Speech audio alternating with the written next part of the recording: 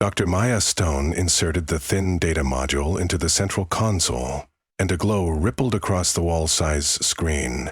A pulsating swirl of code resolved into a topographical map of the American West Coast, copied in almost photographic detail.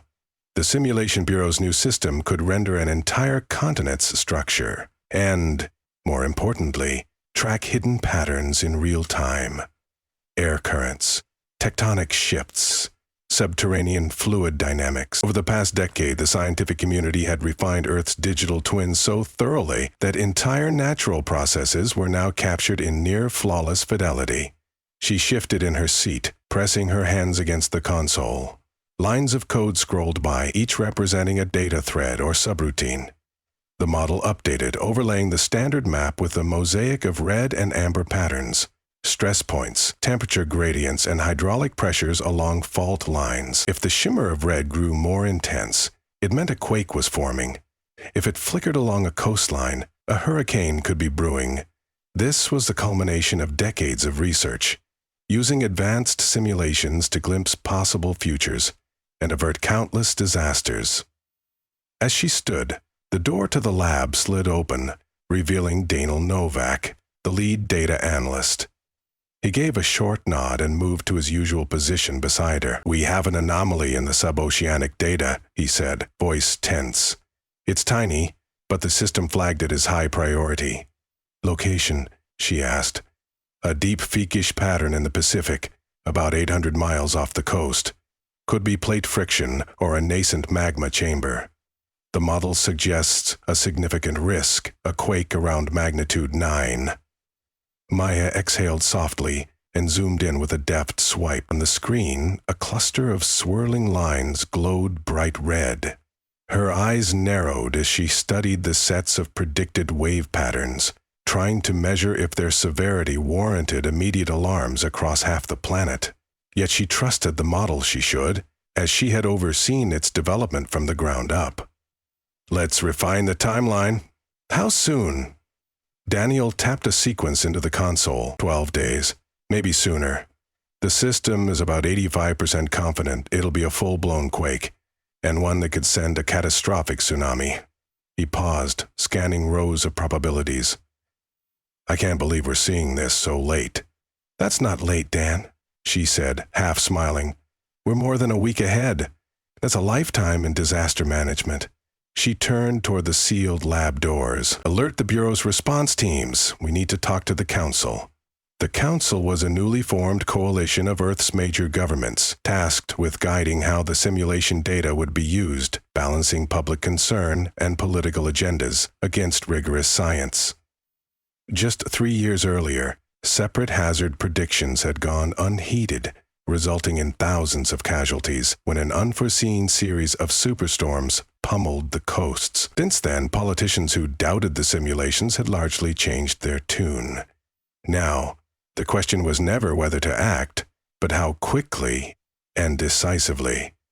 Soon, Maya and Daniel were walking down a corridor, illuminated by alternating white and pale male lights. Voices echoed from open offices as scientists called out new sets of forecasts or requested specialized tasks. The entire complex remained in a constant hum of activity, a testament to humanity's shared mission: harness the power of predictive modeling to avert disaster. Inside the council chamber, tall glass windows overlooked a lush courtyard. Seated around a table were President Delgado of the North American Federation, Minister Zhao of East Asia, Prime Minister Singh of Oceania, and other distinguished representatives from around the globe. They wore the subdued expressions of leaders awaiting news, prepared for drastic action if warranted.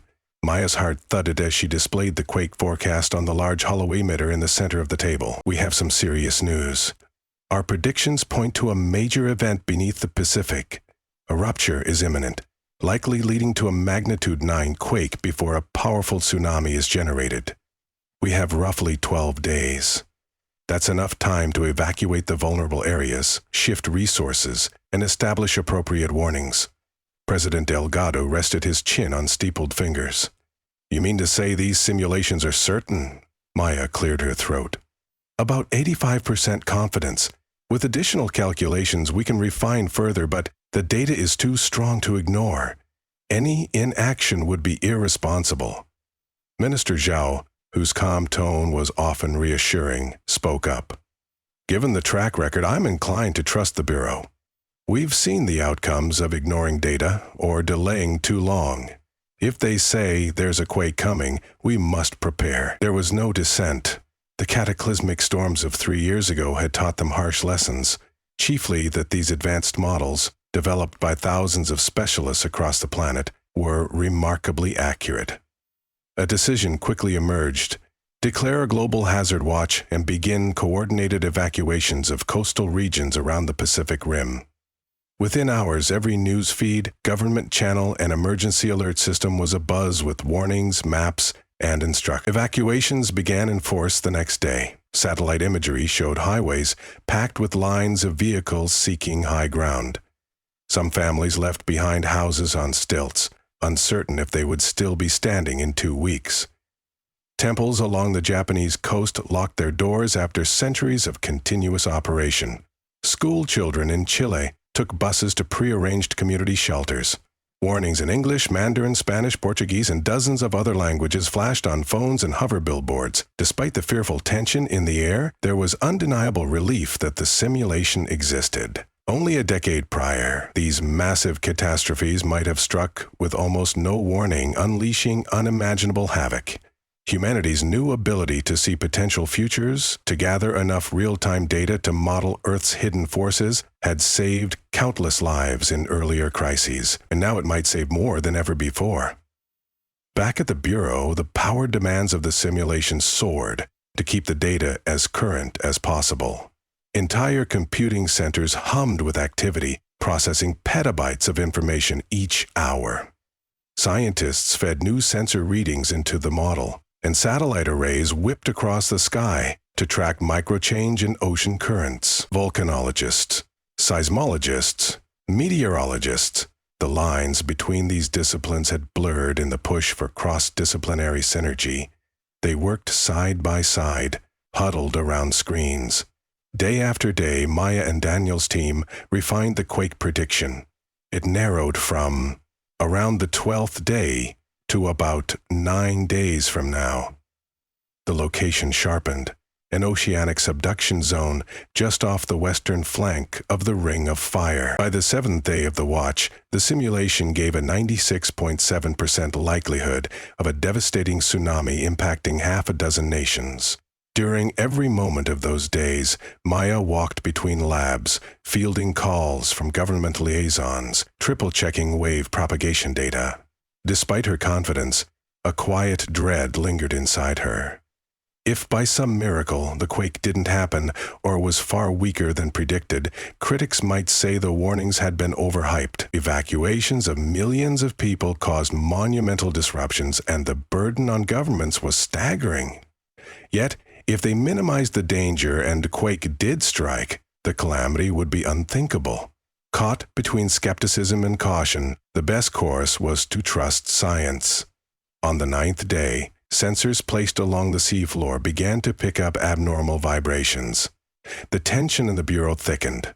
Every minute, new readings poured in. The quake was underway. The initial rupture zone was smaller than expected, measuring only about 2 kilometers. Relief flooded the lab. Maybe the models had overestimated. But then the rupture expanded, stretching along a fault line for more than 100 kilometers in less than 10 minutes. The quake's magnitude soared beyond 9. The simulation predicted a swelling wave traveling outward. Tsunami warnings screeched across the Bureau's speakers. Maya's hands were clammy on the console. She ordered the broadcast of final warnings to coastal cities. Most were already evacuated, but a handful of holdouts needed urgent updates. In the following hours, as the wave approached coastlines around the Pacific, the real-world data aligned almost perfectly with the model. The cresting water hammered empty shorelines and battered uninhabited infrastructure. But the human toll was minimal. In prior centuries, this would have been among the greatest tragedies in recorded history.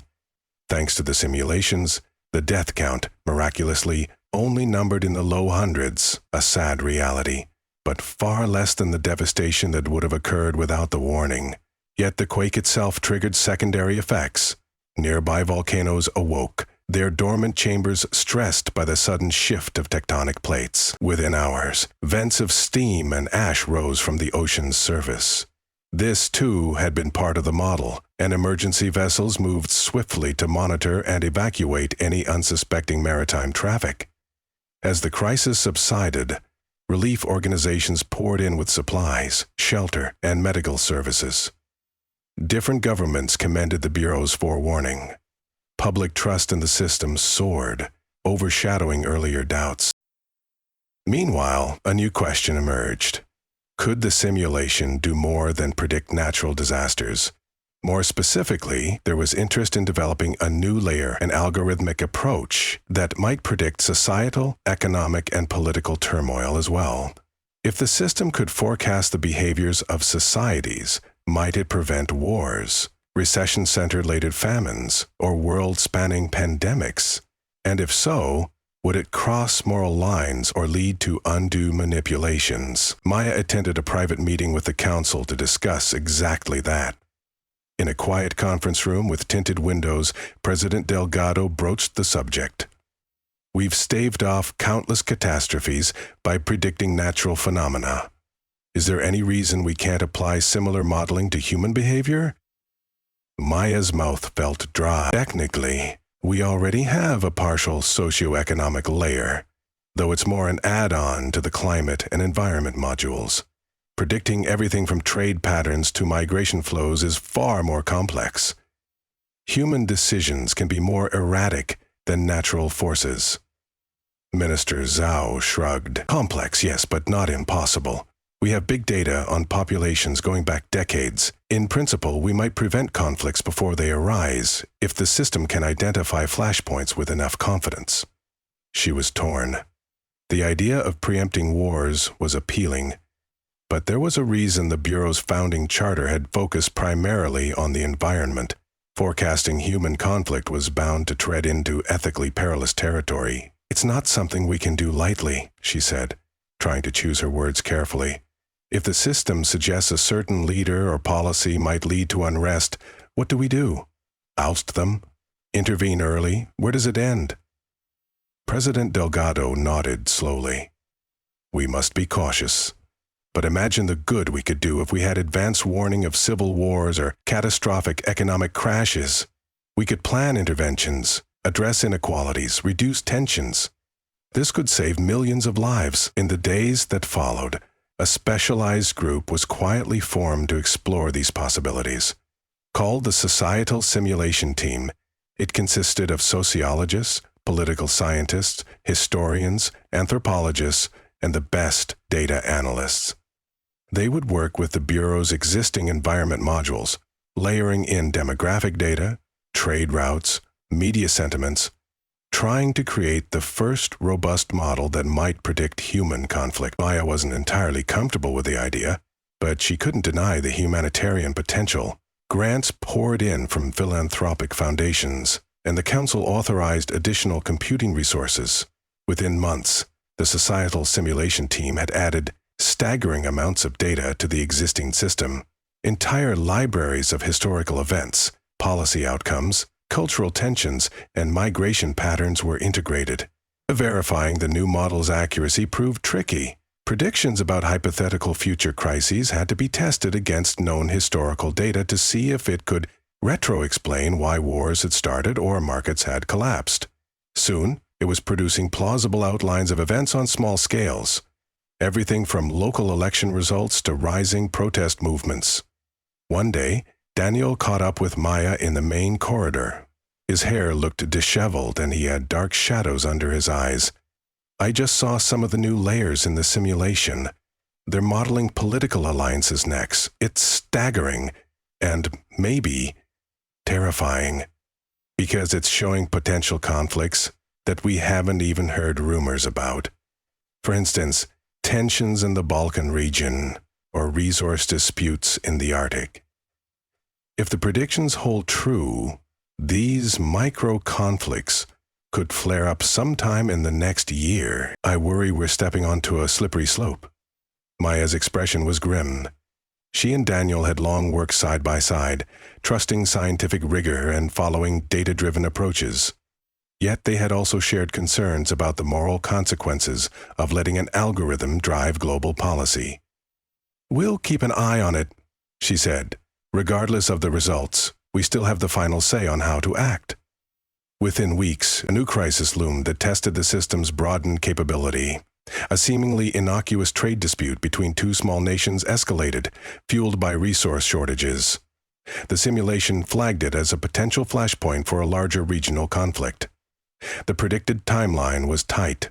Conditions pointed to a militarized border standoff in less than 2 weeks, with a 70% probability. Alarms rang through the council. They debated sending mediators or preemptive peacekeepers. Some argued it was best not to intervene, for fear of setting a precedent that the entire global community would jump at every uncertain forecast. Others insisted the pattern was too clear to ignore. Maya and Daniel were invited to weigh in, testifying that the data was compelling from multiple angles: economic trade flows, historical disputes, political posturing. The simulation did not guarantee conflict, but it strongly indicated a dangerous escalation. In the end, the Council dispatched a diplomatic envoy composed of neutral states. Negotiators arrived at the disputed borders before troop buildups could solidify. They brokered an interim arrangement on resource sharing. Protesters gathered on both sides, uncertain if they wanted foreign powers meddling in their affairs. Yet, tensions simmered down. The predicted conflict never materialized in any large-scale way, and the region eased back to an uneasy calm. News channels hailed the societal simulation team as peacemakers, though some commentary bristled at the idea of the entire world bending to predictive analytics. Maya followed these discussions with ambivalence. For each step forward, she wondered whether they were mitigating disaster or simply rewriting society according to invisible lines of code. But it was difficult to deny that, in many cases, early interventions had halted bloodshed. Over the following year, more predictions surfaced, some purely environmental, like freak storms or crop failures, and others wholly human, such as surging extremist ideologies in distant regions. Perhaps the greatest revelation came from internal research. The system identified a correlation between meltdown-scale nuclear accidents and decaying reactor infrastructure in remote areas. By cross-referencing global engineering data with seismic risk, it highlighted at least 4 nuclear power stations that were overdue for major maintenance, urging immediate action to prevent potential meltdown scenarios. Planetary leadership began directing resources to upgrade old reactors. Local communities, initially hesitant at outside interference, gradually recognized that these dire warnings were saving them from cataclysmic dangers. Every time a successful intervention occurred, the Bureau's reputation soared, along with public expectation. By year's end, a popular sentiment emerged that the simulation was the backbone of global governance, more reliable than any single politician or ideology.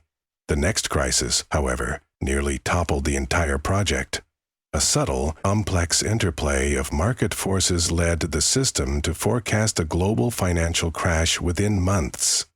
The existing economic structures were fragile, burdened by debt and speculation. According to the model, investor panic would spiral, culminating in a worldwide recession. The Council faced a dilemma. If word of an impending crash got out, it might trigger a self-fulfilling prophecy. People would withdraw investments, banks would lose liquidity, and the very panic the simulation predicted would come to life. In a closed emergency session, they debated whether to keep these predictions secret or announce them publicly to mitigate damage. Some argued secrecy was tyrannical. Did they not owe the public transparency, especially if it affected livelihoods? Others cautioned that revealing the forecast would cause immediate chaos. Experts weighed in from every corner of the Bureau. Ultimately, after days of agonizing discussion, Council decided to release a carefully worded advisory, noting that certain economic vulnerabilities had been identified. They offered policy recommendations, slowing speculation, boosting regulations, and establishing protective funds. Despite their measured approach, Markets reacted violently, a wave of uncertainty rippling from East Asia to Western Europe. Stock indexes slid for days, with swirling debates over whether the Bureau's predictions had contributed to the panic. Governments tried to assuage fears, pointing to the recommended policies for stability. Slowly, the economy began to stabilize, dipping but never fully collapsing. Unlike the disastrous crashes remembered in history, the meltdown was contained. Yet public outcry over the near miss was fierce. Some believed the Bureau wielded too much power, dictating global policy under the guise of forecasting. Others were grateful that the crisis had been mitigated at all. Under mounting pressure, the Council called for re-evaluating the Bureau's mandate. The same system that protected people from hurricanes and earthquakes was also shaping worldwide financial and political decisions. Journalists published exposés about the growing algorithmic governance. Social media gave voice to fears that the system had effectively become a modern oracle, deciding humanity's future with carefully placed encouragements or warnings.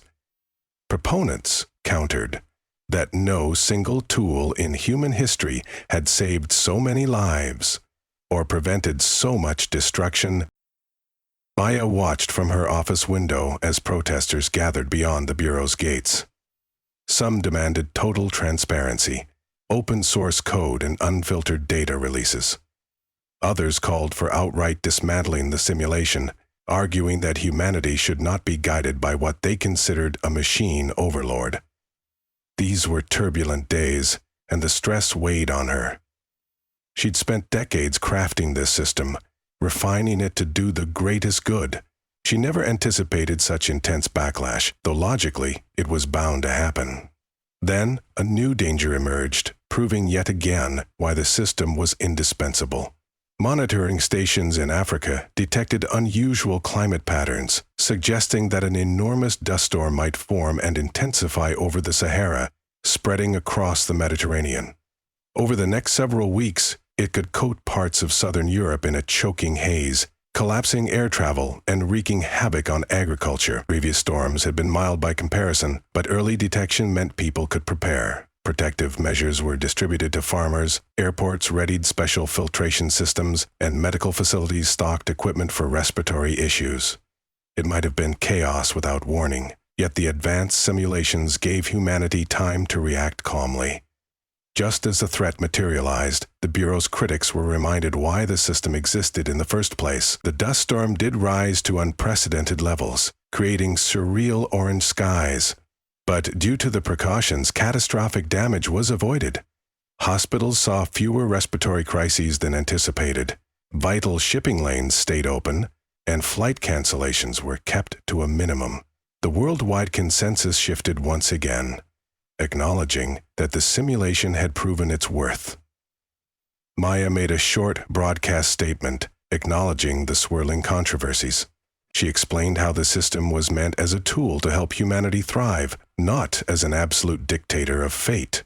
Transparency measures would increase, but the confidentiality of certain predictions might remain necessary in dire circumstances. A new oversight committee was formed, including philosophers and ethicists alongside data scientists. Their mandate was to balance open disclosure with the public good, to ensure that no future forecasts would be withheld without a clear rationale. Many saw this as an important step toward reconciling the power of predictive models with democratic accountability.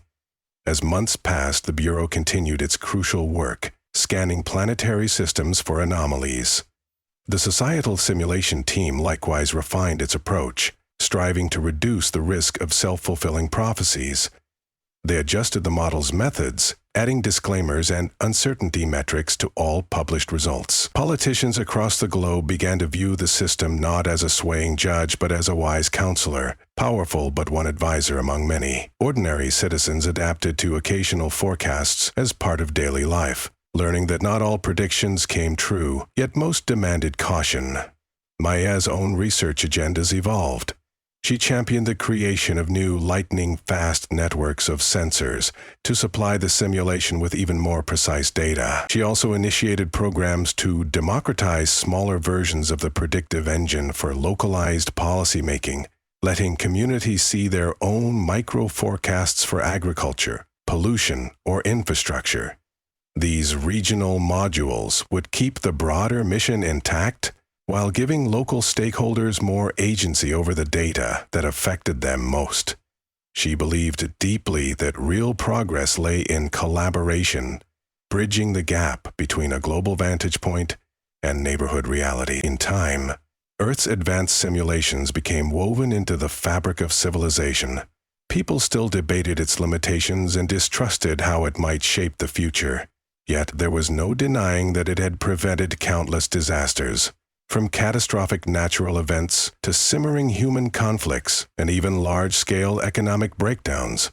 The dream of foreknowledge, once confined to mystical prophecy, had been harnessed by reason, data, and science. Cycles passed, and younger generations grew up with daily hazard predictions integrated into their lives. Many took for granted the near-miraculous foresight that guided them away from danger. Emergency drills became less panic-inducing and more routine. They were simply part of a society that understood how quickly everything could change. The tragedies of old, while never entirely erased, were fewer. The system was far from perfect, but it remained humanity's best attempt to steer through an unpredictable world. On an overcast afternoon, Daniel visited Maya in her office. Some silver now shone in his hair, accenting the tired lines beneath his eyes, but there was a renewed warmth in his smile. He reflected on how they had come so far, from the day they started with the quake simulation, to managing global crises of every kind. Even with the controversies, they had accomplished something extraordinary. Hard to believe it's been this many years, he mused, glancing around at the ever-evolving interface. Rows of monitors displayed readouts for everything, from climate patterns to political sentiment trackers. Sometimes I wonder what the world would look like without any of this. Maya thought about the thousands of lives saved from storms, the wars never fought, the nuclear meltdowns prevented. Even with the tense politics and ethical tangles, it was unimaginable to revert to blind guesswork. I do too, she answered quietly. But I know this was worth it. We've given humanity a fighting chance. They looked at the screens together, scanning data that might forecast tomorrow's challenges. In those luminous lines of code, they saw not only the perils ahead, but the promise that the future, while never guaranteed, could be shaped for the better. And that subtle merging of technology and compassion, crisis and relief. The world had found a new kind of hope. And although nothing was ever certain, the simulations continued, day after day, ready to illuminate threats before they struck, allowing humanity to stand prepared, protecting life in ways once thought impossible.